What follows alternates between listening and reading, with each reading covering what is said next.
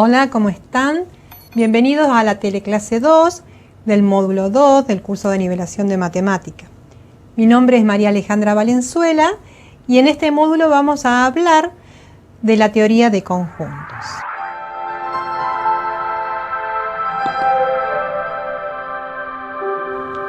En la teoría de conjuntos tenemos el siguiente esquema conceptual. Vamos a definir los conceptos primitivos de la teoría de conjuntos y luego de ello vamos a trabajar con las operaciones con conjuntos. Como aplicación de este tema lo vamos a ver en problemas de conteo, en problemas de lógica y para ello vamos a utilizar lo que se llama cuantificadores.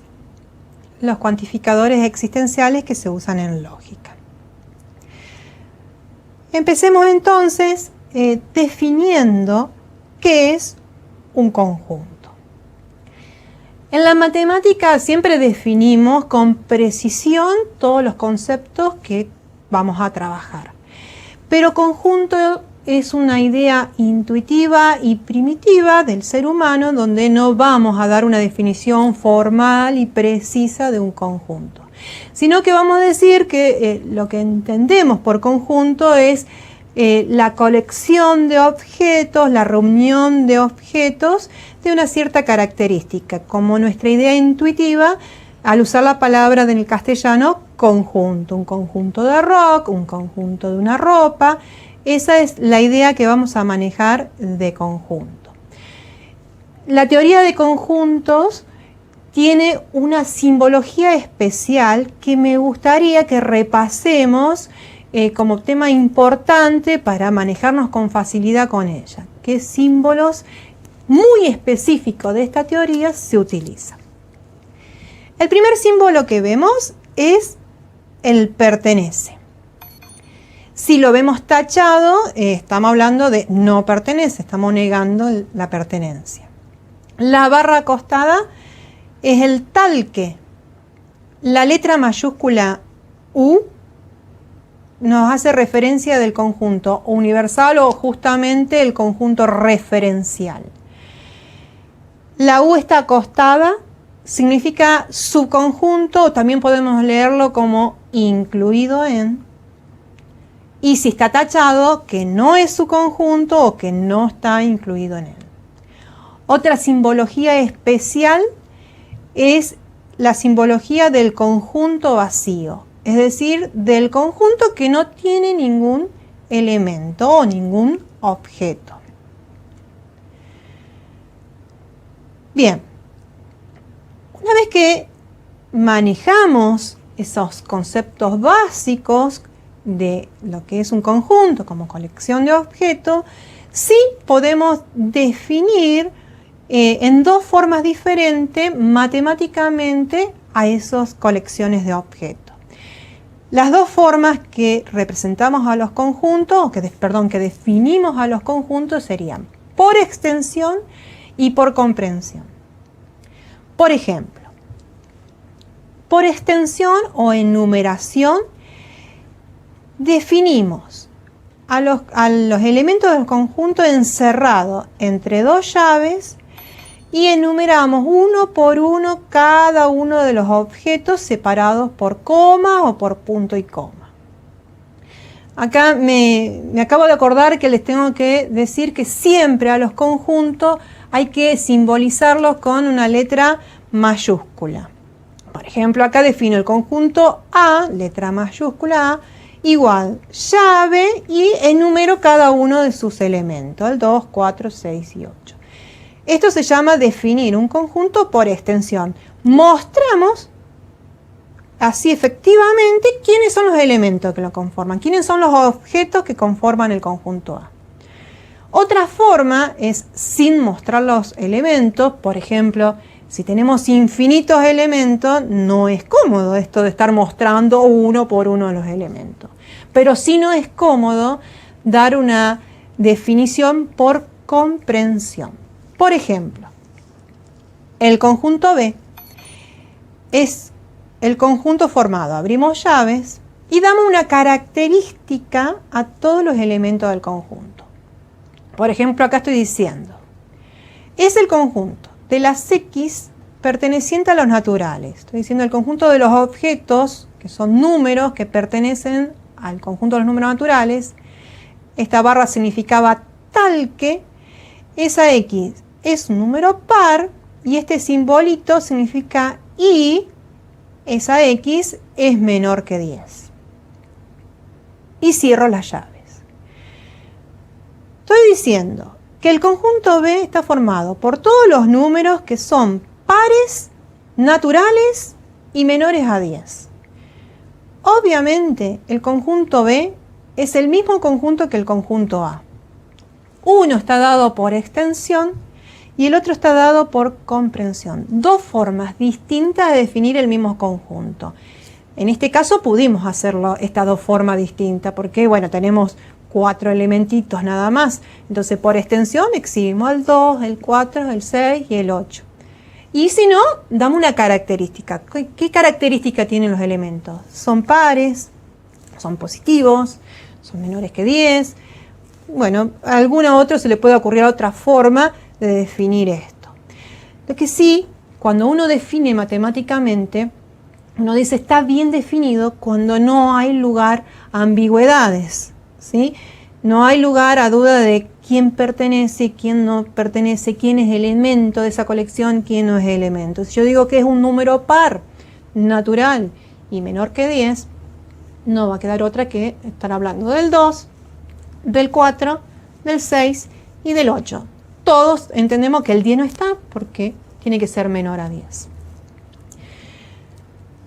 Bueno, una forma cómoda de representar estos conjuntos, dado por extensión o dado por comprensión, es una forma gráfica.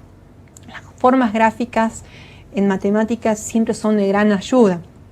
Nos ayudan a interpretar el problema con mucha más velocidad que cuando uno escribe toda una definición. La forma gráfica es la forma de los diagramas de Venn. Uno representa esta colección, ¿sí? Como que tenés una bolsa que encierra un conjunto, una cantidad de elementos. Entonces esa bolsa que encierra lo represento matemáticamente con un círculo, o bueno, en este caso no es un círculo sino una elipse, que encierra al 2, al 4 y al 6 y al 8. Fuera de este círculo le indico qué conjunto es, le indico la letra A mayúscula, y acá gráficamente sobreentiendo que el 2 es un elemento de este conjunto. Entonces matemáticamente escribimos 2 pertenece al conjunto A. Y como no veo al número 1, me doy cuenta de que el 1 no es un elemento del conjunto y digo el 1 no pertenece a. Una relación que quiero que quede fijo como concepto importante en este módulo es que un elemento pertenece o no pertenece a un conjunto. O sea, ¿cómo se relacionan los elementos a los conjuntos? Por la pertenencia, ¿sí? Un elemento con respecto a un conjunto puede pertenecer o no. Ahora, vamos a ver un concepto distinto, que es la relación entre dos conjuntos. Veamos la placa, dice relaciones entre conjuntos. La relación entre conjuntos es la inclusión, o sea, no es la pertenencia, es la inclusión. Veamos esta definición, donde acá hay mucha simbología matemática, vamos a ver cómo la leemos. Dice así: A es subconjunto de B. También lo podemos leer así: A está incluido en B. Estos dos puntos significa tal que, o lo puedo tomar como una definición. A está contenido en B o en subconjunto de B si pasa lo siguiente. Este es el símbolo de para todo. Para todo elemento X perteneciente a A, X pertenece a B. Bueno, parece un jeroglífico, pero bueno, tiene una traducción. Esto significa que cada uno de los elementos del conjunto de A cumple con la condición de que también es un elemento del conjunto B. Entonces a mí me gusta pensar esto como que si en una bolsita ponemos pececitos, varios pececitos, y lo tiro al mar, esos pececitos dentro de la bolsa forman un conjunto que está dentro de la bolsa y están sumergidos dentro de un mar donde habrá otros peces. Uno y cada uno de los peces de esas bolsitas pertenecen al océano, ¿sí? Pero hay otros peces fuera de esa bolsita. Matemáticamente estoy diciendo para cada X, para todo el símbolo para todo X perteneciente a A, X debe cumplir que pertenece a B. Ahora, ¿qué pasa? La segunda definición, que es la negación de esto, si A no es su conjunto de B, no está incluido en B.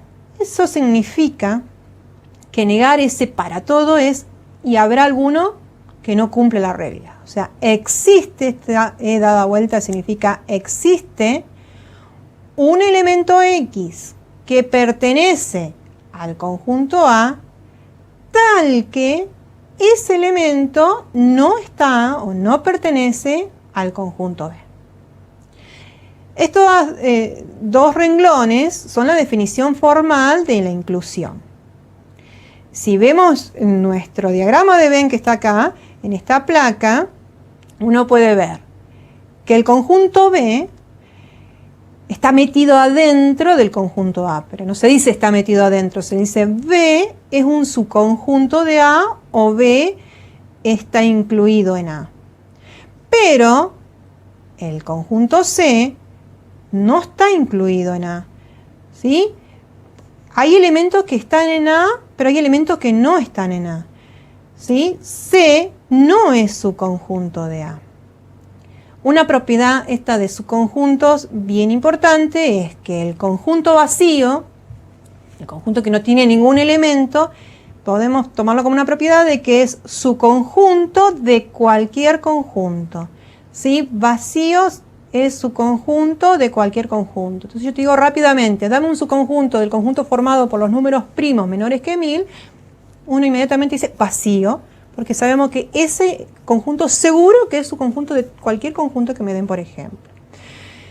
Me gustaría fijar en este momento, ir al pizarrón y ver una relación de contención de conjuntos conocida por ustedes que vimos en el módulo 1. Si representamos al conjunto de los números naturales con un diagrama de Venn, bueno, tenemos un círculo y acá tenemos los números naturales que son números a su vez enteros, o sea que es un subconjunto, está dentro de un gran conjunto que es de los números enteros y a su vez los números enteros fueron ampliados, es un subconjunto de los números racionales. Entonces acá tenemos inclusiones, los naturales incluidos en los enteros incluidos en los racionales, pero todos estos conjuntos, estos tres conjuntos, uno adentro del otro, están dentro de una referencia, o sea, no estamos hablando, no sé, de conjuntos de bandas de rock, no, estamos hablando de números. ¿Y de qué tipo de números?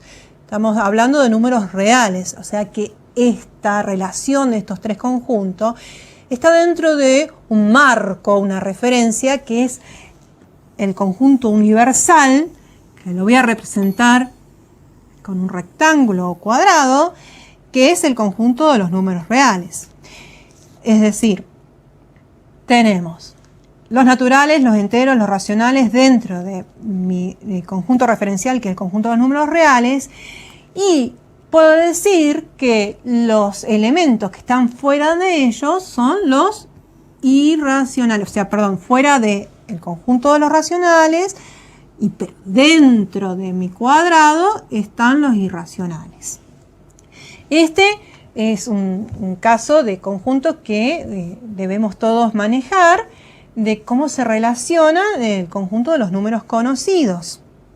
Y otra nota importante a tener en cuenta, siempre de un conjunto a otro conjunto la relación es o inclusión o no inclusión. Mientras que de un elemento a un conjunto era de pertenencia o no pertenencia. No vamos a equivocarnos en decir los naturales pertenecen a los enteros. No, porque son dos conjuntos. Entonces, ¿cómo puedo compararlos? Y bueno, la inclusión, si uno está incluido en el otro o no. Entonces, en este caso digo, los naturales están incluidos dentro del conjunto de los enteros. Los irracionales, que están acá afuera, no están incluidos dentro del conjunto de los enteros. Vamos a hacer una pausa ahora para empezar en el próximo bloque con las operaciones entre conjuntos.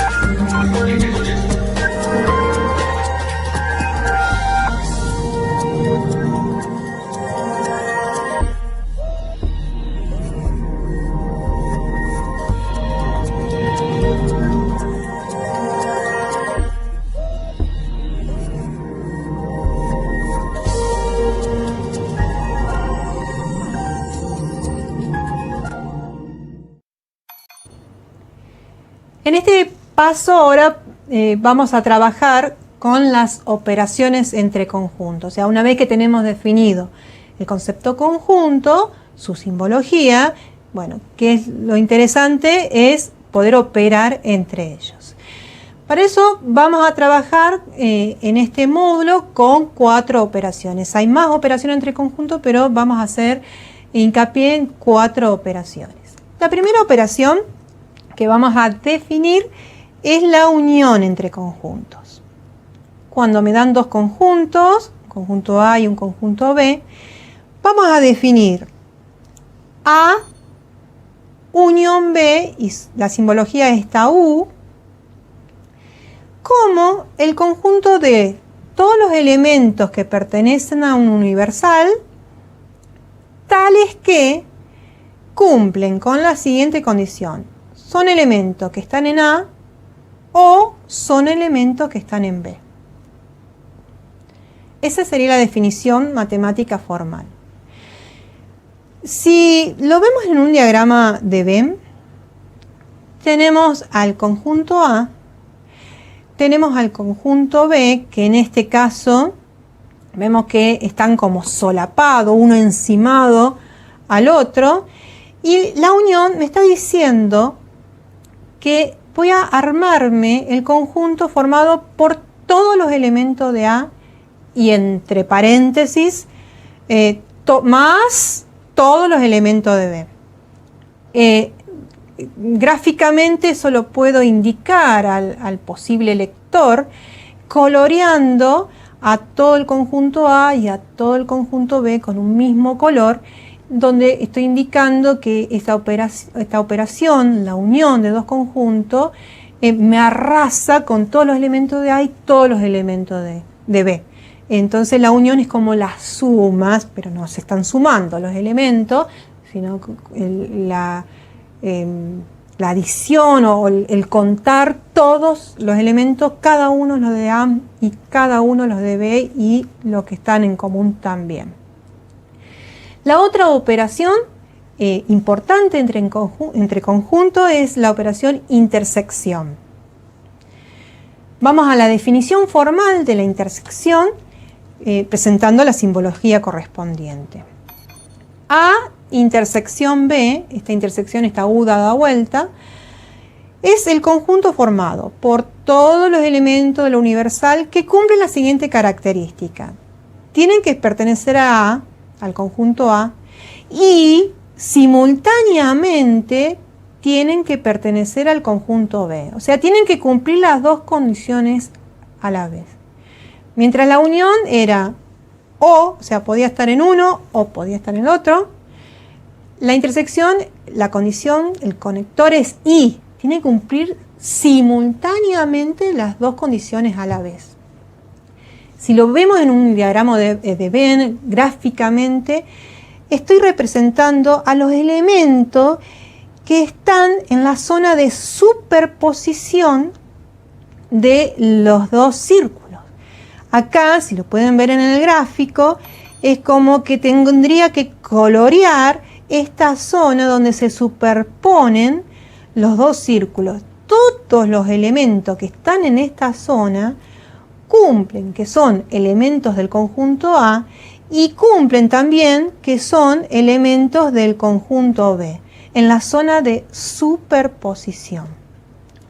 Si no hay zona de superposición, si son dos conjuntos que están separados, por un lado del gráfico tenés el conjunto A, por un lado del gráfico tenés el conjunto A y por otro lado tenés el conjunto B separado y no hay zona de superposición, uno dice, bueno, esa intersección no existe, en vez de decir no existe, esa intersección me da el conjunto vacío. Tiene un nombre especial, se dicen que esos dos conjuntos, que por un lado está el A, por el otro lado está el B, no tiene una zona de superposición, o sea que la intersección me da el conjunto vacío, se llaman conjuntos disjuntos. Otra operación que vamos a ver es la diferencia entre conjuntos. Decimos A menos B. Eso se llama diferencia entre conjuntos. Vamos a ver la definición formal matemática. Definimos A menos B, el menos igual que el menos de la operación entre números, como el conjunto de todos los elementos del universal que cumplen dos condiciones. Están en A y, este era el conector I, no están en B. Si lo vemos en un diagrama de Venn, donde tenemos un conjunto A, un conjunto B, vamos a señalar todos los elementos que están solamente en A. O sea, los del conjunto A, si están solapados estos dos conjuntos, es como que el conjunto B muerde al conjunto A y le quita los elementos de la intersección. Entonces, A menos B, me quedo únicamente con esta parte del conjunto A, esta parte roja, y no sombreo la parte de la intersección. Por último, como un caso especial de la diferencia de conjuntos, vamos a ver la operación que esta vez no es una operación binaria, es decir, no voy a tomar un conjunto A, no voy a tomar un conjunto B y voy a operarlo o con la unión o con la intersección o con la diferencia. Esta operativa se trata únicamente aplicada a un solo conjunto y se habla del complemento de él. ¿Sí? ¿Qué es el complemento de un conjunto A? Entonces vamos a la definición formal matemática. Vamos a definir complemento de un conjunto A con un superíndice que es la C de complemento de A. Y lo definimos como el conjunto de todos los elementos del universal que cumplen con la condición de que no están en A. Es decir, que esta definición es lo mismo que la diferencia entre lo universal y el conjunto A, U menos A. Si lo vemos en un diagrama de Venn, tenemos al conjunto universal representado por el rectángulo cuadrado U y dentro de él tenemos un conjunto A. El complemento de ese conjunto son todos los elementos que están afuera de la zona roja, me está representando el conjunto complemento de A. Me interesaría ver en el pizarrón qué pasa con estas operaciones cuando tenemos conjunto disjunto, qué es lo que marcamos. Vamos al pizarrón. Vamos a representar en el pizarrón cuando tenemos dos conjuntos disjuntos las operaciones unión y la operación resta. Si este es mi conjunto A y este es mi conjunto B y me piden señalar la unión entre A y B, en la placa vimos que teníamos que colorear los dos conjuntos, Pero ¿cómo coloreamos acá cuando no hay zona donde se solapan los dos conjuntos? Bueno, por la definición me dice que la unión son todos los elementos del conjunto A y unión, o sea, o todos los elementos del conjunto B. La representación gráfica de esta operación de unión cuando son dos conjuntos disjuntos es colorear todo el conjunto A y colorear todo el conjunto B. Así estoy representando la unión de esos dos conjuntos. Y si me piden la diferencia entre A y B, A menos B, la definición formal me dice que son los elementos de A que cumplen, que no tienen que ser elementos de B. En este caso, que los dos conjuntos son disjuntos, todos los elementos de A no cumplen que son elementos de B, porque justamente son disjuntos. O sea que la representación gráfica de esta situación es colorear todo el conjunto A. Y es más, podemos enunciar la propiedad de que A menos B me va a dar igual a A cuando la intersección de A y B es vacía. Por último,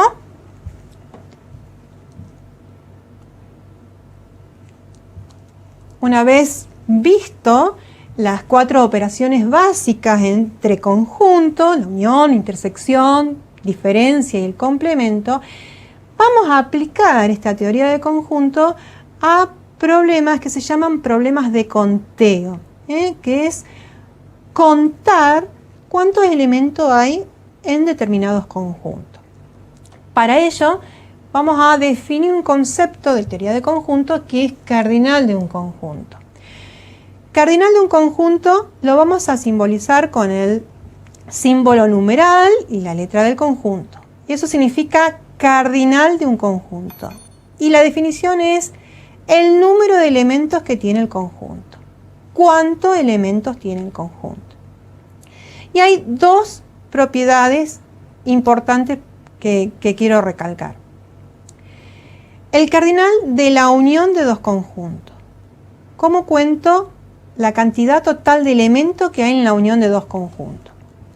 Va a ser la cantidad de elementos del conjunto A, cardinal de A, más la cantidad de elementos del conjunto B, cardinal de B, menos la cantidad de elementos que hay en la intersección entre esos dos conjuntos, el cardinal de A intersección B. Bueno, hay que notar de que si son conjuntos disjuntos, o sea que no tienen elementos en común, que están separados, la intersección es el conjunto vacío. Y el cardinal del conjunto vacío, ¿cuál es? Es el 0, porque el conjunto vacío es el conjunto que no tiene elementos. Entonces, si yo uno dos conjuntos disjuntos y quiero ver la cantidad de elementos total que tengo en su unión, va a ser el cardinal de A más el cardinal de B, ¿sí? Porque el cardinal de la intersección es 0.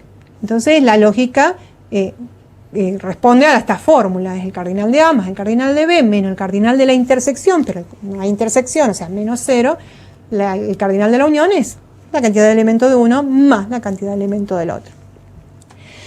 La fórmula se nos complica un poquito más cuando tenemos tres conjuntos, pero sigue la misma idea.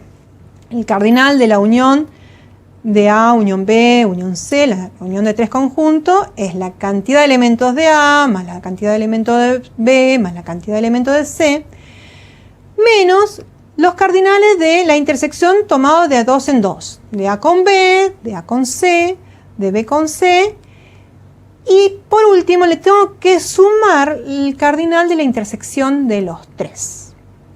Estas dos fórmulas son de amplia aplicación en los problemas de conteo y es importante tenerla en cuenta. Otro tema que aparece relacionado a la teoría de conjuntos son las tablas de contingencia. Acá un ejemplo, una forma de disponer cardinales de conjuntos sin utilizar los diagramas de Venn, que son muy utilizados en estadísticas. Por ejemplo, acá una tabla donde voy a relacionar la hipertensión arterial con pacientes que tienen diversas calidades de estudio. Hay gente que no tienen estudios, estudios de primer grado, estudios de segundo y tercer grado. Entonces, ¿cómo se lee esta tabla? Esta tabla se lee así.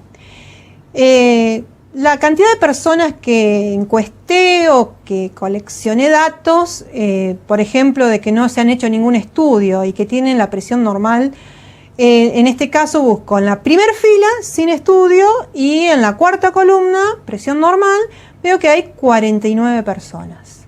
Entonces, acá es una forma de aplicar el cardinal de la intersección del conjunto de las personas que no se han hecho en estudios con el conjunto de las personas que tienen la presión normal.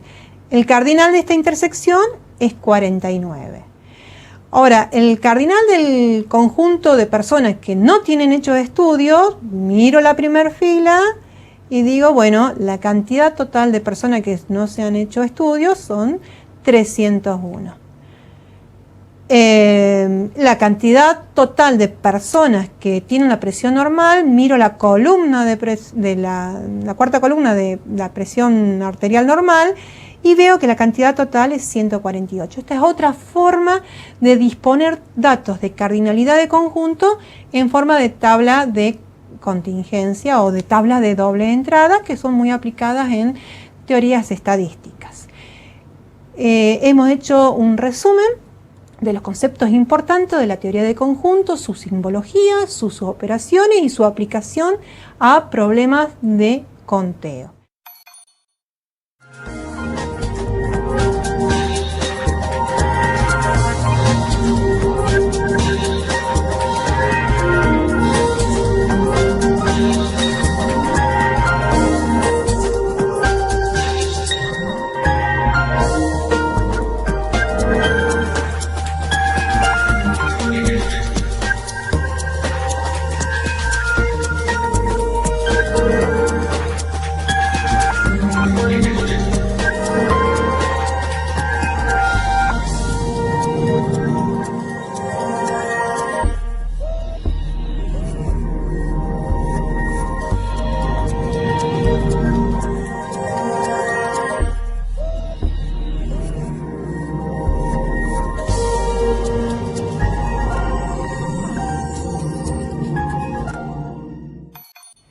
Vamos a aplicar los conceptos vistos en este módulo 2, como los conjuntos y sus operaciones, a un problema concreto de conteo.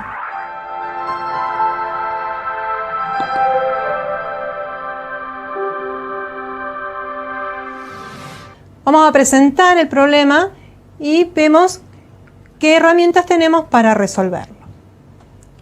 El problema dice así: 100 de 120 estudiantes toman por lo menos un idioma, entre portugués, chino e inglés.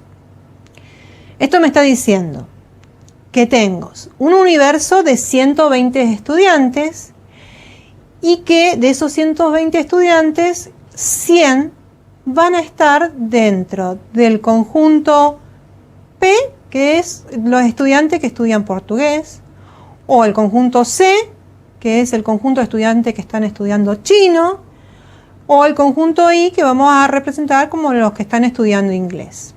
La palabra por lo menos me está queriendo decir que puede tomar un curso en 2 o los 3 cursos a la vez. Entonces, eso que quede claro el por lo menos, la situación de que tenemos 100 que va a estar en alguno de los 3 conjuntos. No sé si está en 2 a la vez, en 3 a la vez o en uno solo. Entonces, seguimos leyendo los datos que nos dan.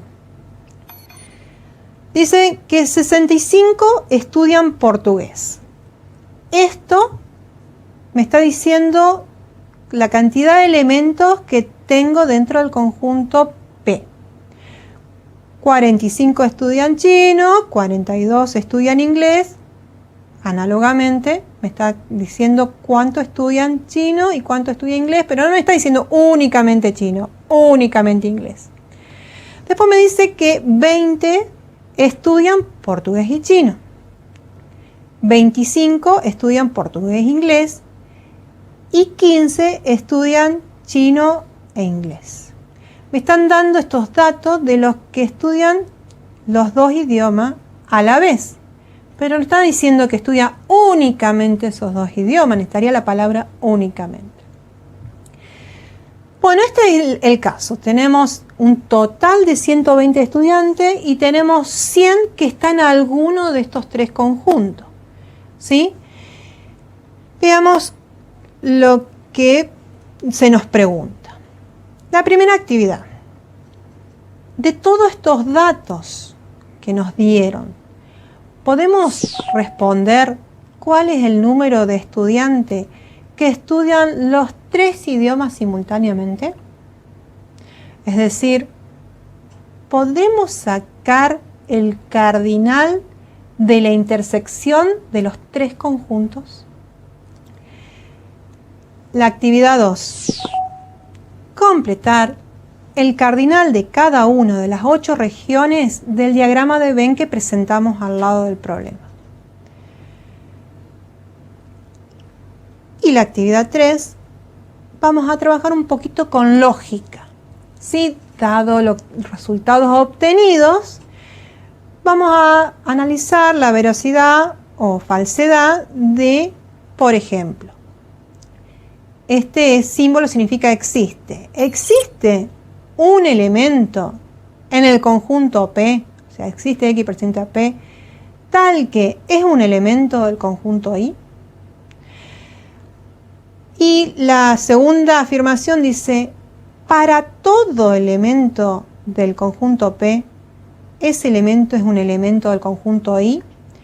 Analicen la diferencia entre estas dos afirmaciones. Uno es un existe, habrá algún elemento en P que sea el elemento de Y, y en la segunda es cada uno de los elementos de P, todos y cada uno de los elementos de P, ¿son elementos de Y? La tercera me dice, existe un elemento X tal que cumple dos condiciones. Es un elemento en P y es un elemento en Y. La cuarta afirmación me dice, el cardinal de la unión de los conjuntos C con I, o sea, de los que estudian chino y de los que estudian inglés, me da 87. La tercera afirmación me dice, el cardinal de P unión I, o sea, de los que estudian portugués y de los que estudian inglés, es 20. Me quiero hacer una corrección, de los que estudian portugués o de los que estudian inglés. Dije antes I, pero es o, porque es una unión. O estudian portugués o estudian inglés. Es 20. Y la última afirmación es el cardinal de los que estudian simultáneamente portugués y chino e inglés, las tres idiomas simultáneamente. Es 20. Es necesario que trabajen con el diagrama de Venn propuesto y una vez que trabajen con el diagrama de Venn y lean y relean todas las veces que sean necesario ese enunciado para ir entendiendo esta situación de los estudiantes que están estudiando idiomas distintos y según los datos vayamos completando la cantidades de elementos que hay en cada parte de los conjuntos.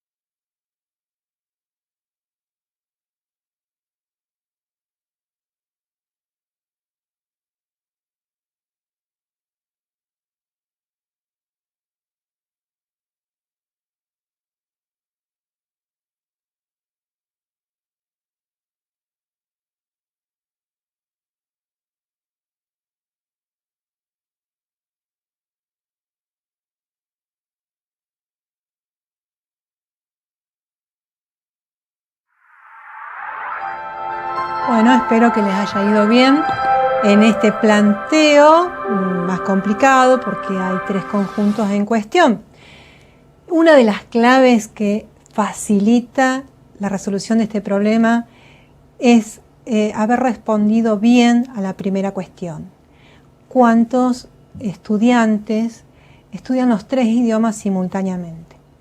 Y para eso es bien útil la propiedad de cardinalidad, la segunda que vimos, que dice que el cardinal de la unión de los 3 conjuntos, que es 100, porque sabemos que hay 100 estudiantes estudiando idiomas, es la suma de los cardinales de cada uno de los conjuntos, que es 65 más 45 menos 42, y le resto los cardinales tomados de a 2 en 2, o sea, que son datos, los que estudian portugués-chino, portugués-inglés, chino-inglés, 20, 25 y 15. Y todo eso le tengo que sumar el cardinal de la intersección, que es la primera pregunta. ¿Cuál es el cardinal de la intersección de los 3 conjuntos? Bueno, esto quedó una cuenta sencilla, una ecuación sencilla. La única incógnita es el cardinal de la intersección de los 3 conjuntos y se deduce haciendo 100 menos 65 menos 45 menos 42 más 20 más 25 más 15, se deduce que ese cardinal es 8. Esta es la piedra fundamental para resolver todo el ejercicio. Una vez que tenemos ese dato de la intersección de los 3 conjuntos, cuál es el cardinal, cuántos estudiantes están haciendo esos 3 idiomas a la vez, ahí podemos armar todo nuestro diagrama y bueno, va a ser muy fácil rellenar todas las zonas. Entonces, una vez que tenemos esta respuesta, que el cardinal de la intersección de los 3 es 8, vayamos a completar con los datos todas las demás zonas, los cardinales de las demás zonas. Vamos a la pizarra para ir viendo cómo se obtiene estos datos. Una vez que yo tengo que el cardinal de la intersección es 8, voy a desandar el camino de los datos. Voy a desandar las intersecciones de A2. Por ejemplo, en los datos dice que hay 20 que estudian portugués y chino. 20 portugués y chino. Es decir, la intersección del conjunto P con el conjunto C es 20. Pero ya tenemos 8 acá. Y el cardinal de la intersección de P con C es 20. De donde uno deduce que acá tiene que haber 12. Es decir, si la intersección que estudian los 3 idiomas hay 8, pero en la intersección de portugués y chino hay 20, lo que estudian solamente portugués y chino tiene que ser 12. Del dato sacamos que lo que estudian portugués e inglés son 25. Portugués e inglés son 25. Análogamente, si tenemos 8 en la intersección de los 3, pero en la intersección del conjunto P con el conjunto I nos dan en el enunciado que es 25, uno deduce que lo que estudian únicamente estos 2 idiomas, portugués e inglés, tiene que ser 17. Y así vamos completando estas regiones. Nos falta desandar esta región. ¿Quién sería esta región? Lo que resta de ver la intersección entre chino e inglés. Vayamos a ver los datos que nos dicen. 15 estudian chino e inglés.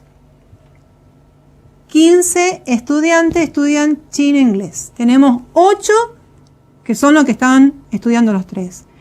De donde sacamos que 7 están en la región de solo chino e inglés, que estudian únicamente estos 2. Bueno, hemos armado maraña de intersecciones a partir del primer paso, que fue la utilización de la fórmula de cardinalidad de la intersección de la unión de 3 conjuntos. Ahora es fácil porque nos queda desandar la cardinalidad de los conjuntos P, C e I. Entonces vayamos a los datos. 65 estudian portugués. Tenemos 12 acá, 8 acá y 17 acá. Con lo cual, la cantidad total de los que estudian portugués es 65. Pero a 12 lo tenemos ocupado acá, a 8 lo tenemos ocupado acá, a 17 lo tenemos ocupado acá.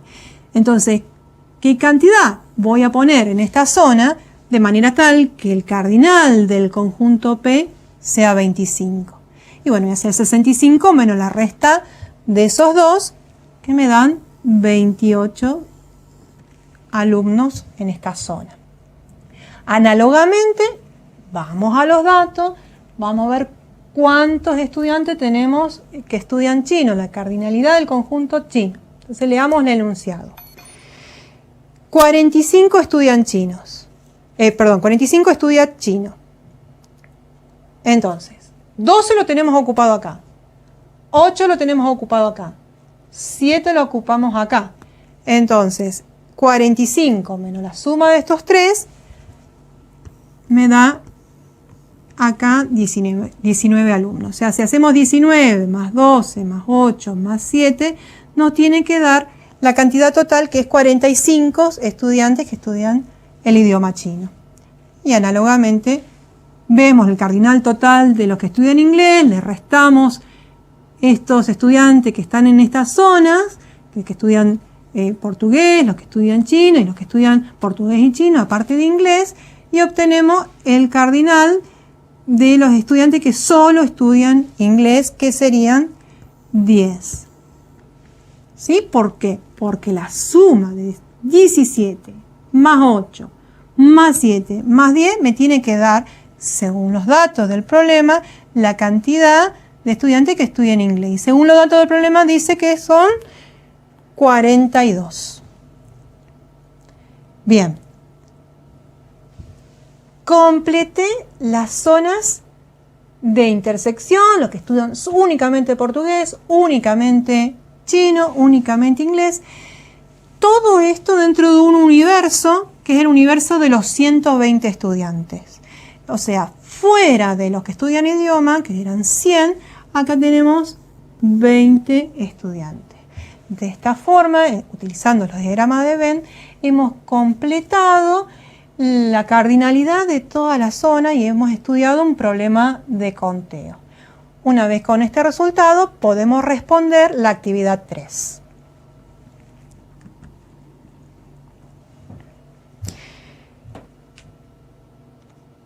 La actividad 3 era una actividad donde tenemos que decir verdadero o falso, donde tenemos que utilizar y saber leer los cuantificadores existenciales, el existe, el para todo, el y, el o, y ver si son verdaderos o falsos utilizando la lógica.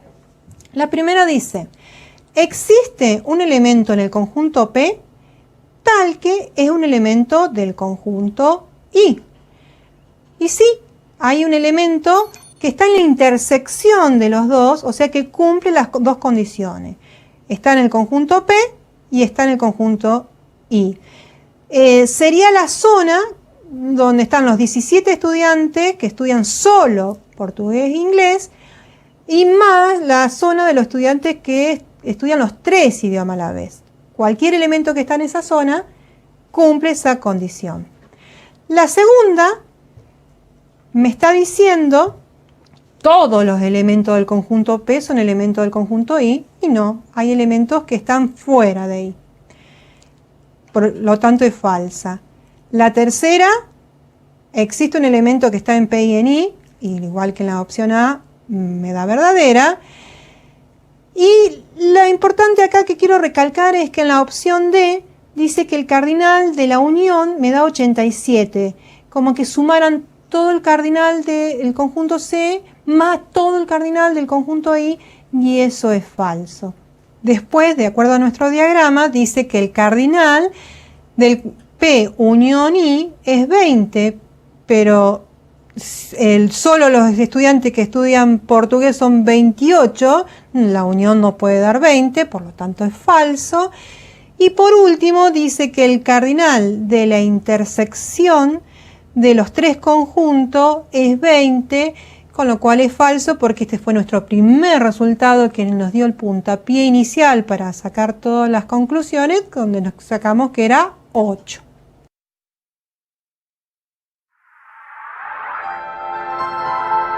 Bueno, hemos visto un tema bien importante que es la teoría de conjuntos, que es una teoría abstracta que utiliza muchos elementos de la lógica y quiero que quede fijo los temas que hemos visto como simbología, en la definición de conjunto, operaciones con conjuntos y aplicaciones de estas operaciones a problemas de conteo y con el uso de cuantificadores universales. Eso es todo. Nos vemos en la próxima teleclase del módulo 3. Hasta luego.